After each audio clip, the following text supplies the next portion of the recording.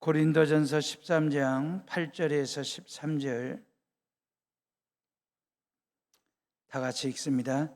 사랑은 언제까지나 떨어지지 아니하되 예언도 패하고 방언도 그치고 지식도 패하리라. 우리는 부분적으로 알고 부분적으로 예언하니 온전한 것이 올 때에는 부분적으로 하던 것이 패하리라. 내가 어렸을 때에는 말하는 것이 어린아이와 같고 깨닫는 것이 어린아이와 같고 생각하는 것이 어린아이와 같다가 장성한 사람이 되어서는 어린아이의 일을 버려놓으라. 우리가 지금은 거울로 보는 것 같이 희미하나 그때에는 얼굴과 얼굴을 대하여 볼 것이요 지금은 내가 부분적으로 아나 그때에는 주께서 나를 아신 것 같이 내가 온전히 알리라. 그런즉 믿음, 소망, 사랑 이 세 가지는 항상 있을 것인데 그 중에 제일은 사랑이라. 아멘. 은사는 유효기간이 있다 그랬어요. 사랑에는 유효기간이 없습니다. 고린도 교회 교인들의 최고라고 생각했던 은사가 뭐냐면 예언과 지식과 방언의 은사예요. 그게 최고라고 생각했는데 사도 바울은 단호하게 8절에 예언도 패하고 지식도 그치고 방언도 패한다는 거예요. 다시 말하면 그런 은사에는 유효기간이 있다라고 하는 것. 하나님께서 너에게 주신 그 은사 말입니다. 하나님은 은사를 주실 때도 있지만 그 은사를 거두실 때도 있습니다. 그때까지가 유효기간이에요. 하나님께서 나에게 이런 예언의 능력과 방언과 지식의 은사를 줬을 때 그 은사를 잘 선용하고 활용할 때 그 말이에요. 그 유효기간은 길어질 수 있습니다. 그러나 이건 어디까지나 부분적이고도 제한적이고도 일시적이다 그 말이에요. 사랑만 영원하다 그 말이에요. 그렇기 때문에 너에게 하나님이 주신 그 은사가 지금도 여전히 작동되고 있는지, 기능을 발휘하고 있는지, 유효기간이 끝났는지 아니면 지금도 진행 중인지 확인하라 그 말이거든요. 모든 음식에는 유통기간이 있잖아요. 유효기간이 있지 않습니까? 이유는 뭡니까? 인간의 건강을 위해서 말입니다. 음식이 상하면 몸도 상하거든요. 그렇기 때문에 유효기간 내에 먹어야만이 효과를 보고 효력을 볼 수 있기 때문에 유효기간을 정해 놓은 거예요. 그 기간 내에 반드시 먹어라. 이게 음식이거든요. 은사도 마찬가지입니다. 은사도 유효기간이 있다 그 말이에요. 그 기간은 하나님이 정하시는 거예요. 하나님이 주셨다가 그 은사를 다시 거두실 때가 있다. 하나님이 거두시면 기간 만료가 되는 거예요. 작동이 멈추는 거예요. 은사 종료가 되는 것입니다. 그래서 은사는 일시적이고 수명이 있어요. 사랑하는 여우름의 식구들이요, 사랑만 영원합니다. 나를 향한 하나님의 사랑, 죄인들을 향한 예수 그리스도의 십자가 사랑만 영원하다 그 말이에요. 사랑에는 유통기간이 없습니다. 아담 이후로 말이에요, 하나님의 사랑은 오대양 육대주를 향하여 지금도 그 말이에요. 지금까지 앞으로도 계속해서 하나님의 사랑은 흘러갈 거고 부어지게 될 거고 오대양 육대주로 유통이 되는, 사랑이 유통되는 것 말입니다. 모든 나라와 열방으로 복음은, 십자가 사랑은 유통이 될 거거든요. 마르지 않는 샘처럼 말입니다. 하나님의 사랑은 쉼없이 솟아오르게 되어 있거든요. 조선 땅에 그 말입니다. 언데우드와 아펜젤러, 이분들보다 더 빨리 오신 토마스 선교사도 있지만 어찌됐든지 간에 140여 년 전에 복음이 말이에요, 십자가 사랑이 이 조선 땅으로 흘러 들어왔고 그 복음이 전국 방방곡곡을 향하여 전파되고 흘러가더니 이 안심산 중턱에 말이에요, 60여 년 전에, 내년이면 60살 됩니다. 해오른교회가 이 안심산 중턱에 해오른교회가 서게 된 거 아니겠습니까? 지금도 복음은 변하지 않습니다. 상하지 않습니다. 쉬지 않습니다. 지금도 복음은 신선하고 십자가 사랑은요, 샐러드보다 훨씬 상큼합니다. 생명력이 여전합니다. 왜냐하면 사랑에는 유효기간이 없기 때문에 그래요. 기간 만료, 기능 말소가 되는 것이 아닙니다. 하나님 사랑에도 만약에 수명이 있다고 한다면 인류는 말이에요, 진즉 멸망하고도 남았어요. 하나님 사랑에 수명이 있다고 한다면 십자가 사랑은 영원하거든요. 아가페 사랑은 영원하다, 영원하다, 영원하다 그 말. 그래서 믿음, 소망, 사랑 그 중에 제일은 사랑이라고 말씀하신 것이거든요. 믿음이와 소망이와 사랑이 새 쌍둥이처럼 사는 것이거든요. 서로를 필요로 하는 형제처럼 그렇게 믿음이와 소망이와 사랑이는 그렇게 사는데 그 중에 제일은 사랑이래요. 다시 말하면 믿음과 소망이 사랑에 비해서 떨어진다든지 또 격이 낮다든지 딸린다든지 그런 의미가 아니고, 믿음이와 소망이와 사랑이는 우열을 가리는 어떤 비교 대상이 된다든지 경쟁 대상으로 하나님이 주신 게 아닙니다. 서로가 서로를 보완하고 서로가 서로를 돕는 역할, 이게 믿음이와 소망이와 사랑이거든요. 다만 사랑을 해야 믿음이 생겨요. 그리고 사랑을 해야 소망이 생기는 것이거든요. 그런 차원에서 사랑이 제일이라고 말씀하시는 것이거든요. 믿음이 믿음되게 하는 게 뭔지 아십니까? 사랑입니다. 소망이 소망되게 하는 것이 뭐냐면 사랑입니다. 믿음과 소망을 끌고 가는 힘이 어디에서 나오냐면 사랑에서 나와요. 믿음과 소망을 밀어주는 힘이 어디에서 나오냐면 사랑에서 나오기 때문에 그 중에 제일은 사랑이라고 말씀하시는 거예요. 우리는 흔히 이런 식으로 넋두리 푸념하듯이 이런 말들 할 때가 있죠. 사랑만큼 변덕이 심하고 사랑만큼 변죽을 쓰는 것이 사랑인데, 시시각각으로 그 말이요. 바뀌는 게 사랑이잖아요. 근데 뭔 사랑이 영원하다라고 얘기하는지 그 말이에요. 받아들이기 어려울 수도 있거든요. 사랑만큼 일시적일 수 있냐 그 말이에요. 사랑만큼 본능적이고도 감각적일 수 있냐 그 말이에요. 사랑만큼 일시적이고 순간적이고도 찰나적일 수 있냐 그 말이에요. 예, 요 말에 제가 일정 부분 동의를 합니다. 제가 일정 부분 동의를 한다는 얘기는 뭔 얘기냐면 인간들끼리 나누는 사랑에 대해서는 예, 일시적일 수도 있습니다. 부분적일 수 있습니다. 에로스 말입니다. 그건 남녀 간에 주고받는 사랑이잖아요. 나는 당신이 없으면 절대 못 살아, 당신 없이는 못 살아 했던 사람이 부부가 돼가지고 당신 때문에 못 살겠어, 그러고 헤어져요. 이게 에로스적인 사랑이에요. 남녀 간에 주고받는 사랑은 영원하지 않습니다.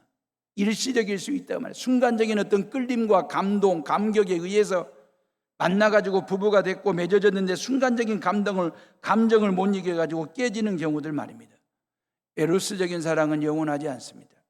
스토르게, 이건 부모와 자식 간에 나누는 사랑이거든요. 이 스토르게적 사랑은 에로스적인 사랑보다 훨씬 변덕이나 변죽을 덜 씁니다. 그럼에도 불구하고 부모와 자식 간의 사랑이 옛날 같지가 않습니다. 오묘함이 없습니다. 진중함이 옛날만큼 하지 못하다 다 인지하고 있는 얘기일 수도 있어요.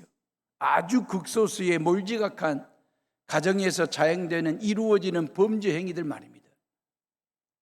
그 가족들이 하는 거예요.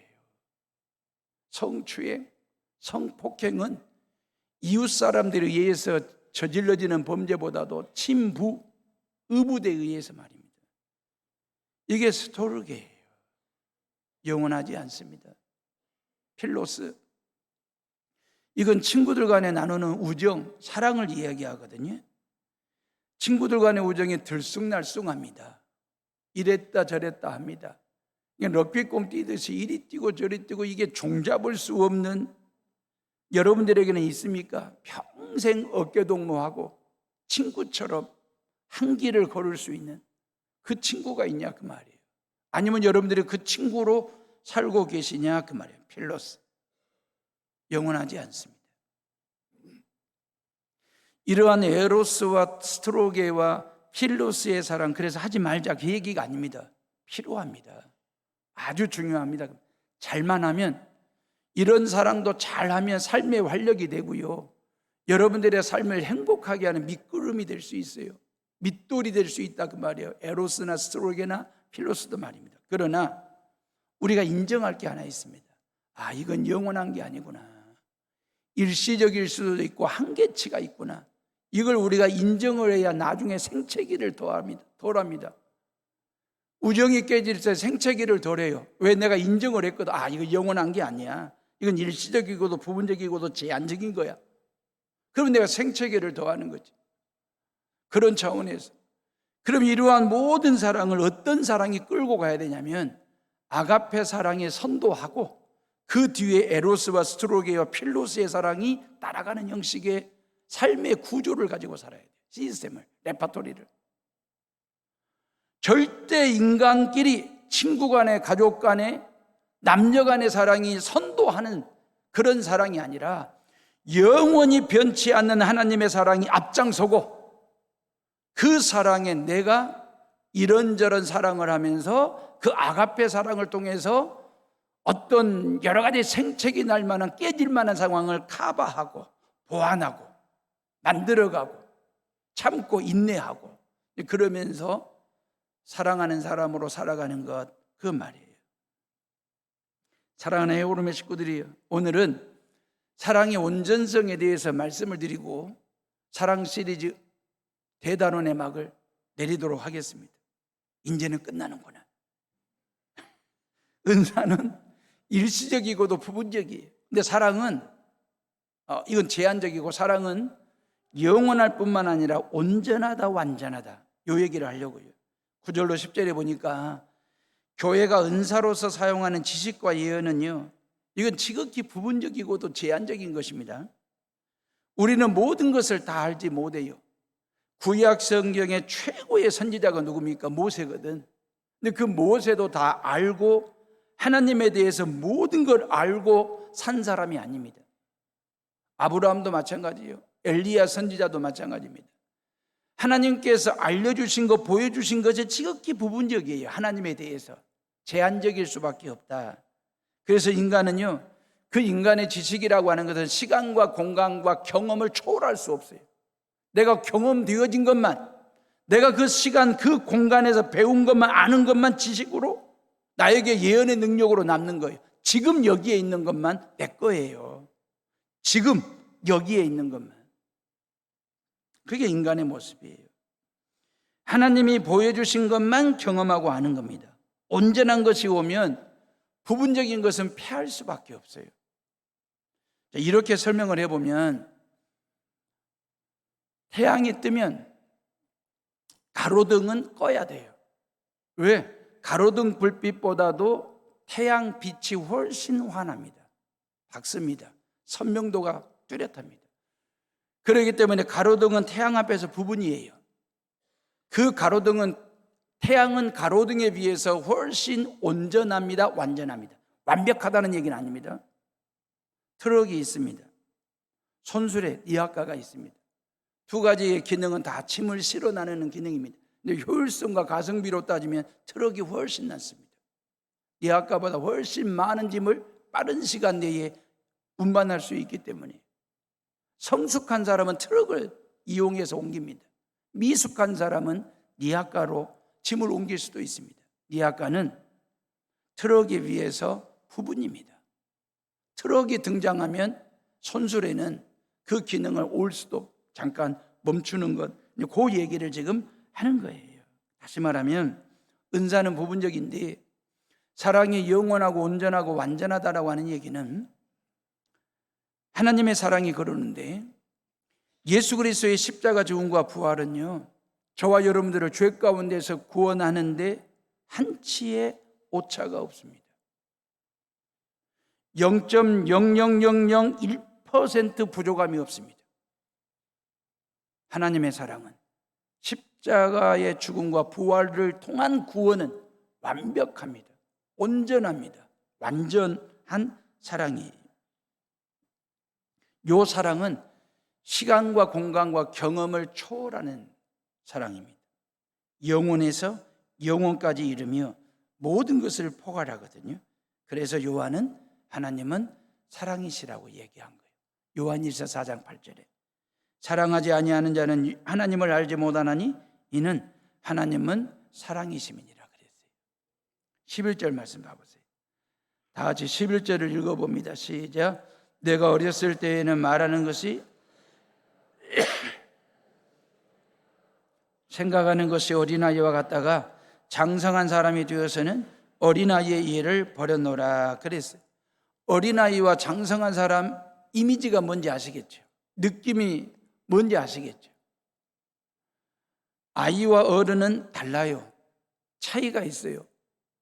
다르고 차이가 있으니까 아이고 어른이지. 그럼 그 차이점이 뭘까? 얼마나 많겠습니까? 그 차이점 중에 제가 두 가지만 말씀을 드리면 이해력과 미성숙의 차이입니다. 아이에 비해서 어른이 훨씬 이해력이 탁월합니다. 성숙되어 있습니다. 그 이해력과 성숙의 차이, 그 말이에요.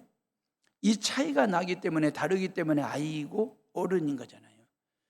요즘 중고등학교를 다니는 학생들이 기말고사 준비하느라고 기말고사 준비하시느라고 제가 존댓말을 썼어요.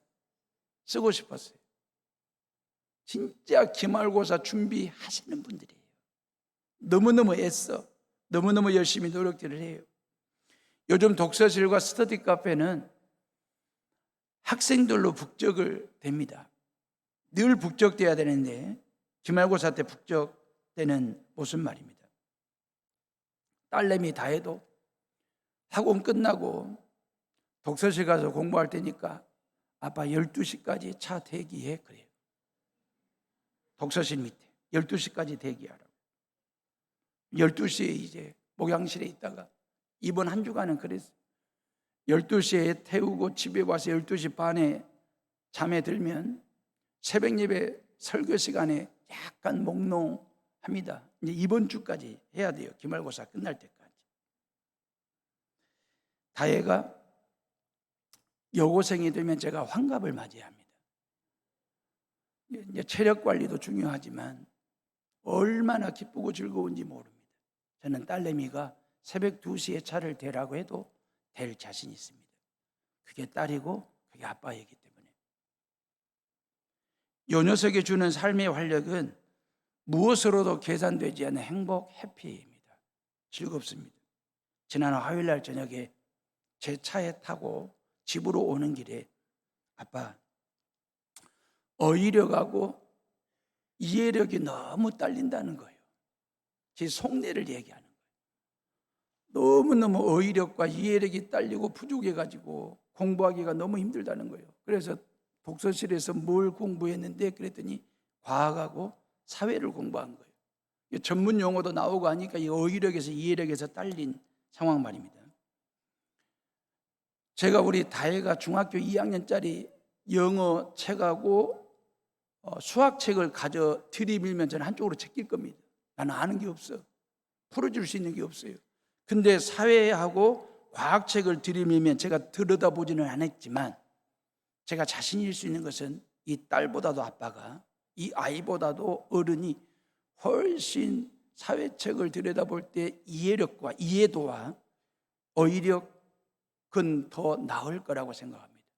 그 차이가 있는 건 우리가 인정하는 거잖아요. 아이는 사물을 부분적으로만 봅니다. 종합적으로 볼 수 있는 눈이 아직 뜨이지 않았습니다. 왜? 아직은 어리기 때문에. 아이보다는 어른이 완전에 가깝죠. 그렇다고 어른이 완전하다는 말은 아닙니다. 애들은 2살, 3살 될 때까지 우리 엄마 아빠는 만능이라고 생각하는 거예요. 뭐든지 다 해주거든. 뭐든지 다 들어주거든. 근데 이 아이들이 10살 넘어가고 10대 청소년이 되면서 우리 엄마 아빠가 원더우먼이나 슈퍼맨이 아니라는 사실을 압니다. 그게 당연한 거예요. 정상적으로 크고 있는 거예요. 철들고 있는 거예요. 아이들이. 그걸 인정하는 것 말입니다. 사물에 대한, 사람에 대한 이해도가 높아지고 있는 거죠. 잘 크고 있는 거죠. 그러면서 인격이 성장하고 인품을 다듬고 다지고 다져가는 시기가 그때 아니겠습니까? 부모님들을 보면 우리 엄마 아빠는 슈퍼맨이 아니구나. 인간에 대한 이해도가 달라지는 거지 않습니까? 그러면서 본인 스스로 인성과 인품을 키워가는 단계가 그런 때이거든요. 아이와 어른의 차이는 미숙과 성숙의 차이가 거기에 있거든요. 우리 사회의 가장 큰 문제는 인격적인 미성숙자가 너무 많다는 거예요. 교회도 마찬가지입니다. 왜 가정 파탄이 일어납니까? 이 인간관계 깨짐의 주범이 뭡니까? 경제일까요? 정치일까요? 교육일까요? 아니에요. 사랑 결핍에 따른 미성숙한 인격 때문에 관계가 깨져요. 서울대학교 의대 연구팀이 이제 막 군대를 입대한 20대 장정들 5,971명을 대상으로 해서 인성검사를 했습니다. 서울대 의대가 5,971명을 대상으로 인성검사를 했는데 약 45%가 정신적으로 미성숙 인격 장애인이라는 결과를 내놓았어요. 심각한 얘기입니다. 10명 중에 4명 내지 5명이 인격 장애적 성향을 가지고 있다는 거요. 사랑 결핍의 원인이 있다라고 본 거죠. 21세기 사회 문제가 뭔지 아십니까? 에이즈일까요? 암일까요? 환경오염 문제일까요? 핵일까요? 전쟁일까요? 아니요. 이보다 더 심각한 것은 인류 사회가 미성숙한 사람들로 채워지고 있다라고 하는 것이 21세기의 인류의 문제입니다. 미성숙한 사람들로 채워지고 있다. 대한민국이 미성숙한 사람들을 키워내고 있다라고 하는 점 말입니다. 마음을 열고 들어보세요. 마음을 열고. 저도 애완견을 키우고 있는 목사이기 때문에 오해 없이 들으시기 바랍니다. 자식이나 부모보다 애완견이 더 사랑스럽습니까? 더 사랑스럽다라고 말하는 사람들 종종 있습니다. 앞으로 더 많아질 거거든요. 왜냐하면 주는 대로 먹지. 꼬랑지 흔들면서 반갑게 맞이하지. 그리고 나를 산보시켜주고 나를 운동시켜주지. 말 잘 듣지. 그리고 무릎에 앉지. 까칠한 자식보다도 거칠한 부모님보다도 훨씬 이쁘다는 거예요. 애완견이나 고양이가 아프면 어쩔 줄 몰라. 덩달아 아파. 몇십만 원씩 들어가는 치료비 아까운 줄 몰라. 근데 부모님께 용돈 드리는 것은 왜 그리 아까운지. 애완견이나 애완묘, 고양이 미치게 좋아합니다. 아이들과 어른들이 동물들과 함께 살아요. 개와 고양이를 식구처럼 키워요. 서울 경기도 쪽에서는 애완견이 죽었으니까 애완견 장례 예배를 드려달라고 우기는 교인들 때문에 교회가 몸살을 앓고 있습니다. 저 미리 말씀드립니다. 저는 그런 예배 안 드립니다. 개와 고양이를 가족처럼 키우다 보니까 인격이 성장하는 것보다도 경격으로 그 말이에요. 리얼하게 말씀드릴까요? 개 같은 격. 인격이 뭡니까? 인간의 됨됨이 아닙니까? 우리 아이들과 우리의 가족들의 인격이 성장하고 인격이 성숙돼야 되는데 이건 개와 고양이와 함께 살다 보니까 인격보다도 개격, 고양이격 그 말이에요. 인성이 자라야 되지 않겠습니까? 인성은 인간적인 성품이잖아요. 인간적인 성품이 단단하게 견고하게 깊게 그렇게 잘 커야 되는데 오히려 그 말이에요. 견성, 묘성, 제가 너무 과하게 표현하고 있는지는 모르겠지만 이런 상황들 말이에요. 인격보다 경격이나 묘격, 인성보다도 견성과 묘성적으로 더 성장하고 있는지 없는지 늘 살피셔야 돼요.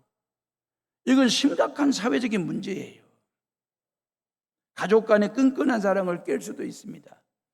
우주적인 구원론 차원에서 모든 피조물들이잖아요. 나도 동물도 자연도 다 피조물들이잖아요.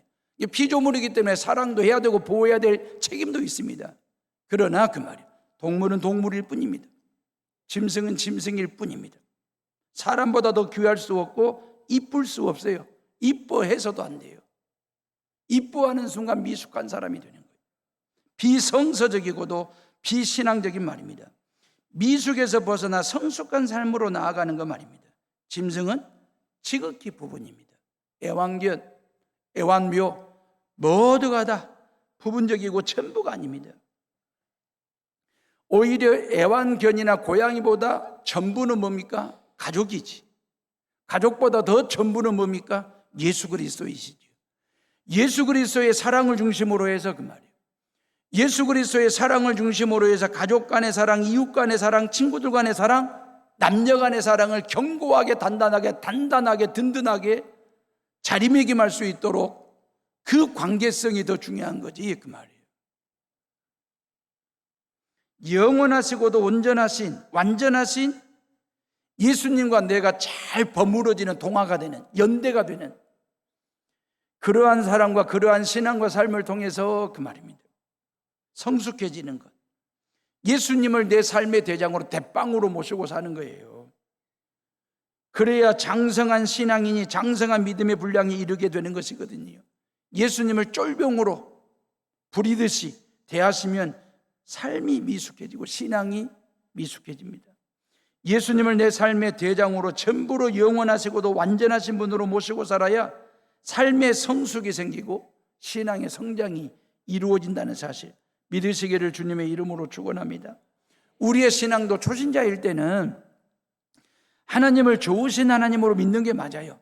좋으신 하나님으로 믿는 게 잘못되거나 틀린 신앙이 아닙니다. 옳은 신앙이고 바른 신앙이에요. 근데 언제까지 그 말이에요. 언제까지 하나님을 좋으신 하나님으로만 믿을 거냐 그 말이에요. 그래도 신앙생활한 지 10년, 20년, 30년, 40년 차 됐거나 아니면 신앙이 1대, 2대, 3대, 4대가 됐으면 좋으신 하나님 그 하나님으로부터 좀 더 신앙의 지경을 넓혀서 그 말이에요. 내가 하나님 앞에 회개하지 아니하고 내가 하나님 앞에서 범죄했을 때에 나를 징계하시고 나를 때려서라도 나를 혼을 내서라도 신앙에서 벗어나지 않도록 매를 드시는 그 하나님, 심판에 대한 두려움의 하나님, 좋으신 하나님도 있지만 두려우신 하나님도 있다라고 하는 사실까지 내 믿음의 지경을 넓혀가는 것 그 말입니다. 하나님은 매를 드시거든요. 왜요? 하나님은 아저씨가 아니고 아버지니까. 내가 하나님을 아저씨 정도로만 믿으면 그 하나님 아저씨는 내버려 둡니다. 왜? 내 자식이 아니니까. 근데 내가 하나님을 아버지로 믿지만 그 하나님은 저와 여러분들의 아버지가 되시거든. 그렇기 때문에 좋으신 하나님도 되지만 심판하시고 두려우신 하나님으로도 믿을 때에 내 신앙의 성장과 성숙이 이루어진다. 하나님에 대해서 너무 단편적으로 나 중심의 어떤 신앙생활이 아니라 성경이 말씀하시고 하나님이 보여주신 그 하나님 그대로 믿는 것. 어떻게 성숙할 수 있느냐? 사도 바울은 에베소서에서 두 가지를 얘기해요. 에베소 교인들에게 성숙에 대해서. 에베소 4장 15절로 16절에 오직 사랑 안에서 참된 것을 하여 범사에 그에게까지 자랄지라. 그는 머리니 곧 그리스도라. 그에게서 온몸이 각 마디를 통하여 도움을 입음으로 연락하고 상합하여 각 지체의 분량대로 역사하여 그 몸을 자라게 하며 사랑 안에서 스스로 세우느니라 그랬어요. 여기 두 가지 성숙의 방법을 얘기하잖아요. 첫째가 뭐냐? 사랑 안에서 참된 것을 하래요. 영원하신 하나님의 사랑 안에서 참된 것을 하래요. 하나님의 사랑을 깨닫고 받아들이고 그 말씀을 실천하는 것 말입니다. 사람들을 사랑해 보세요. 좋은 사람이 됐든 싫은 사람이 됐든 사랑을 하는 순간 그 사람이 성숙해지는 게 아니고 내가 성숙해지는 거예요. 왜 하나님께서 우리로 하여금 사랑하라고 말씀하시냐면 네가 그 사람을 사랑할 때 그 말이에요. 그 사람도 기뻐하지만 네 마음에 더한 기쁨이 있을 거다.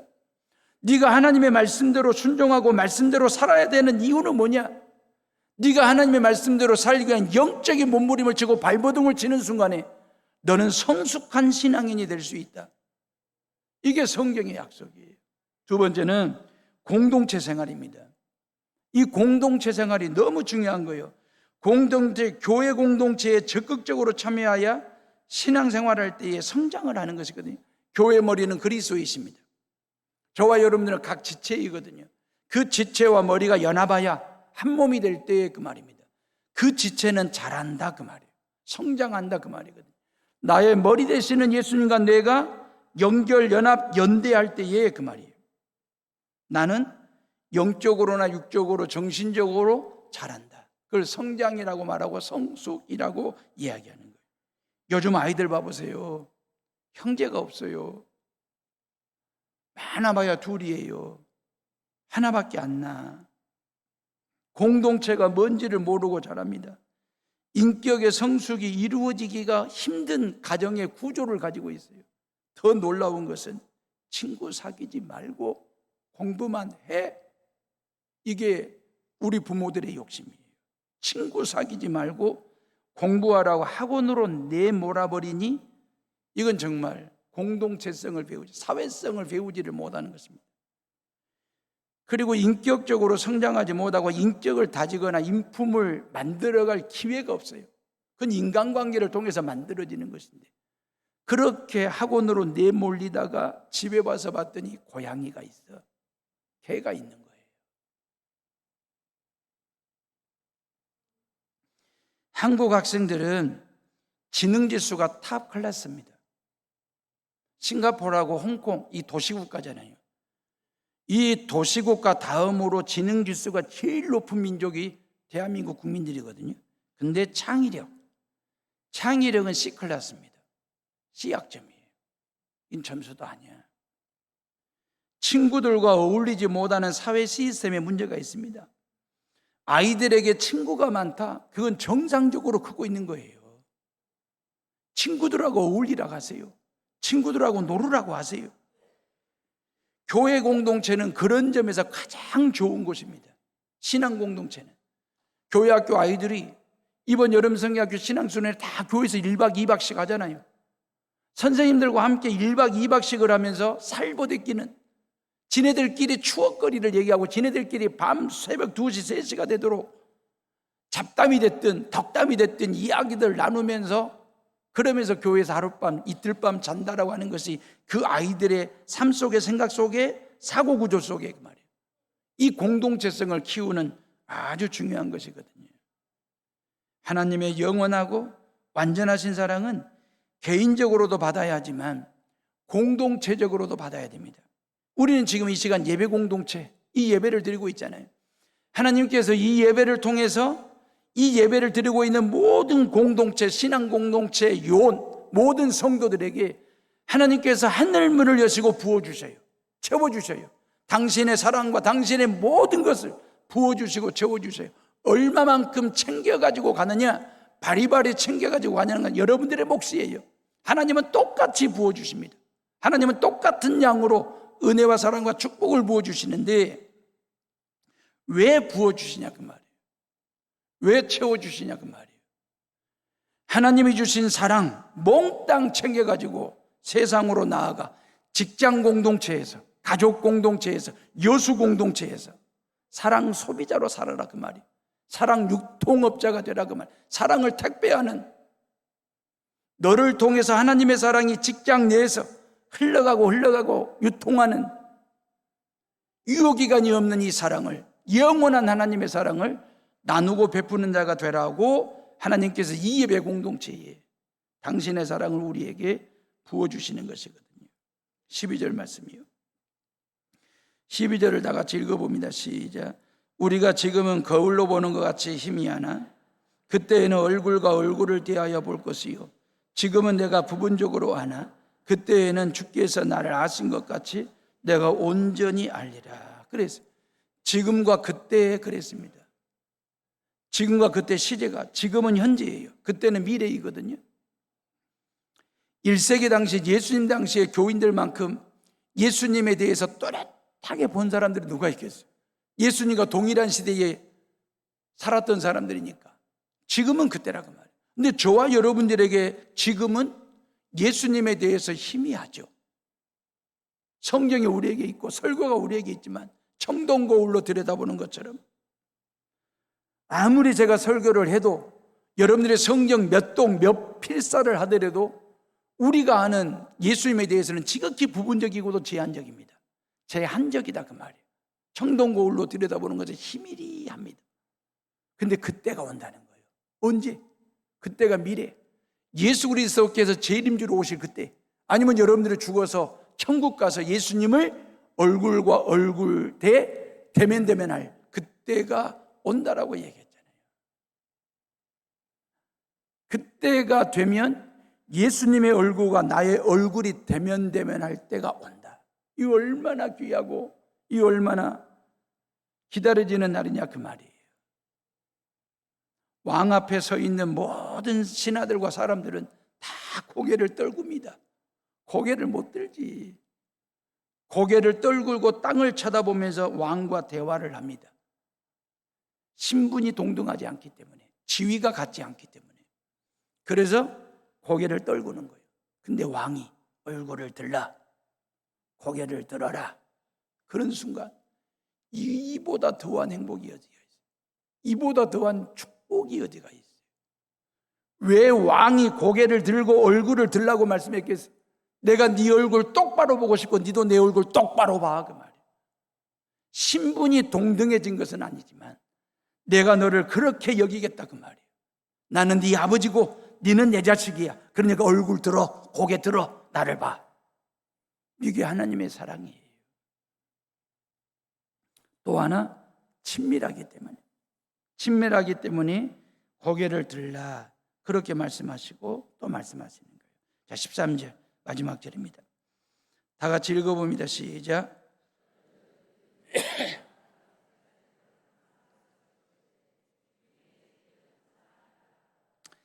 자, 사랑은 하나님의 본질이에요. 하나님의 본성이에요. 하나님이 곧 사랑이고 사랑이 곧 하나님입니다. 성경은 그 어디를 봐도 하나님의 믿음이시라, 하나님의 소망이시라, 이 말이 없어요. 물론 우리가 하나님을 믿음의 대상으로 삼아야지. 근데 하나님과 믿음이 동등하다, 이 꼴로 이게 아니에요. 하나님은 분명히 희망이십니다. 근데 하나님이 곧 소망이고 소망이 곧 하나님이라는 말은 없어요. 하나님은 사랑이시라는 거예요. 그런 점에서 믿음, 소망, 사랑, 그 중에 제일은 사랑이라는 이야기고, 믿음과 소망은 궁극적으로 그 말이에요. 나를 위한 거예요. 그죠? 근데 사랑은 베푸는 것이기 때문에 따지고 보면 남을 위한 것입니다. 그런 점에서 약간의 레벨 차가 있어요. 믿음과 소망은 하나님에 대해서 내가 가져야 할 태도이지만 사랑은 하나님의 본질입니다. 믿음과 소망은 우리를 천국까지 인도하는 길동무예요. 천국까지. 믿음이, 소망이. 근데 사랑은 천국 안으로까지 나와 함께 들어갑니다. 왜? 사랑은 영원하기 때문에. 천국에서까지 믿음이 필요 없거든. 천국에서는 소망이 필요 없거든. 이 땅에서 믿음이 필요하고 소망이 필요해야 그 믿음과 소망이 나랑 길동무가 되어서 천국까지 나를 인도하는 거예요. 예를 들어 이렇게 설명해 볼게요. 신부가 옛날 결혼식에 보면 가마를 타잖아요. 그 신부가 사랑입니다. 가마에 올라탄 아이가 사랑, 신부입니다. 가마꾼이 있잖아요. 앞에서 가마를 메고 뒤에서 가마를 메는 가마꾼이 있어요. 앞에 가는 가마꾼이 소망입니다. 길을 열고 길을 트고 길을 잡고 신랑 집까지 이 가마를 끌고 소망을 가지고 신랑 집까지 가는 소망이가 가마꾼 앞에 있습니다. 믿음이는요 뒤에 있거든요. 뒤따라가는 가마꾼은 길이 보이지 않을 수도 있습니다. 근데 소망이를 믿고 그 믿음 가마꾼은 가마를 메고 소망이를 따라가는 거예요. 그럼 신랑 집에 도착하면 가마는 해체가 됩니다. 그리고 믿음이와 소망이는 거기까지예요. 역할을 다한 거예요. 신랑을 맞이하는 사람은 누굽니까? 사랑이가 맞이하는 거예요. 그 신랑 맞이한 사랑이가 신혼방에 누가 들어가느냐? 사랑이만 들어가는 거예요. 믿음이와 소망이는 들어갈 필요가 없어요. 천국은 그런 곳이에요. 이런 점에서 제일은 사랑이라 그랬어요. 사랑은 영원합니다. 사랑은 온전합니다. 나이 들면서 느끼는 것은 그 말이에요. 나이 들면서 느끼는 것은 나에게 남는 것은 사랑뿐이라는 사실. 나중에 나이 들고 안 돼요. 왜 사랑뿐이라는 사실을 늦은 나이에 아냐면 물질이나 건강이나 외모나 출세와 성공에 집착하다 보니까 모르고 사는 거예요.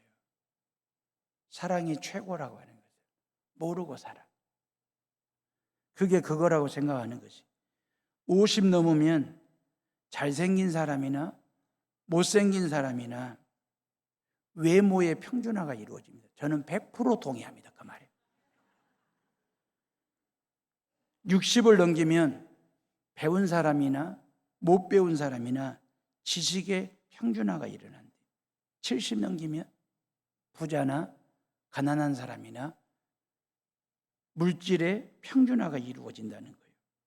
80이 넘고 90이 넘기면 다 같이 골골골 건강의 평준화가 이루어집니다.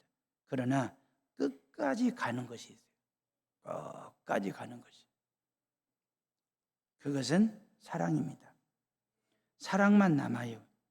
내 곁을 끝까지 지켜주는 것이 사랑입니다. 내 곁을 끝까지 지켜준 사람이 누구냐면 내가 사랑했던 가족이에요. 실은 내가 죽어도 내 옆자리를 끝까지 지키는 사람이 아내이고 남편이에요. 자식들이에요. 결국 사랑만 남습니다. 바로 가까이에 있는 사람을 귀하게 여기셔야 돼요. 주어진 순간을 사랑으로 채우셔야 돼요. 사람들이 죽을 때 남긴 유언 탑 1위 뭔지 아십니까? 유언의 1위가 뭐냐면 그때 그 사람을 사랑할 걸, 이거래요. 다 후회한다는 거예요. 아이고, 내가 그때 그 사람을 사랑했더라면 얼마나 좋았을까. 이 토로하듯이 후회하듯이 그 이야기를 남기고 사람들이 죽음을 맞이한다는 거예요. 저를 따라서 합시다. 양손으로 이렇게 가슴을 치면서 지영아 사랑한다. 내 이름 부르지 말고요. 자기 이름 불러가면서 누구누구야 사랑한다. 누구누구야 사랑한다. 누구누구야 이렇게 건강하게 살아줘서 고맙다. 사랑한다. 네. 이게 마지막 설교입니다. 기도합시다. 네. 우리 이 시간 하나님 앞에 조용히 묵상하며 기도합시다.